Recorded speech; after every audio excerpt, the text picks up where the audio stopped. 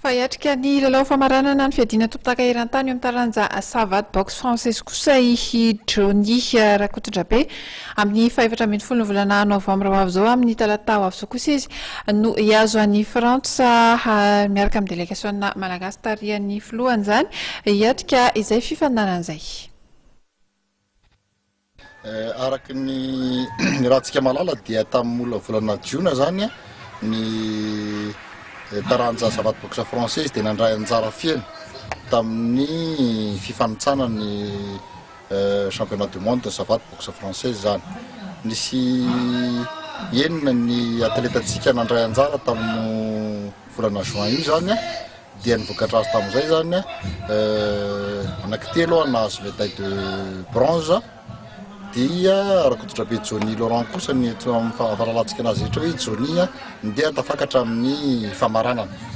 Hiatrika ny famaranana zany zao dia ny délégation malagasy hiainga amin'ny talata ho avy zao amin'ny talata 4 novambra ho avy zao zany hiatrika ny finale izay atao any Clermont-Ferrand France amin'ny 16 novambra zany.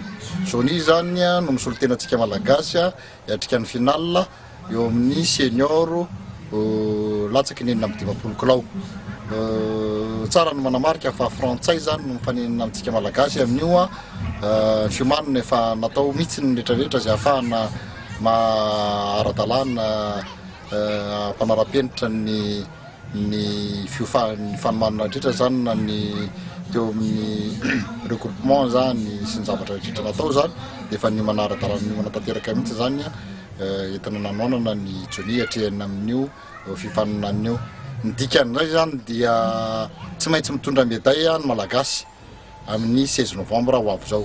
Ary ny tanjona farany ambony zany ny tena hoentina amin'io médaille d'or champion du monde zay no titre hoentin'ny Johnny tanjona titre hoentin'ny Johnny mody eto Madagasikara amin'ny aoriana 16 novambra. Favonona aloha fa ela mivoniny fa mamety tsika avoaka malagasy zany tokony anareo hoe tonana ny médaille d'or teto amin'izay manko tsy hoe zarery no champion du monde fa ny firenena malagasy mihitsy no champion du monde amin'io. Efa fantapatatra hoe momba n'io adversaire anao io? Ny fahafantarana zany efa tany amin'ny herinao tao dia mafakafaka hita. Zany hoe tsika moa fa vonona amin'ny resaka technique sy tactique andraisantsika azy amin'io. Manao ahoana ny forme amin'izao? Ny forme aloha tena fa tena ny forme fa ny fotoana sisa ny andrasa.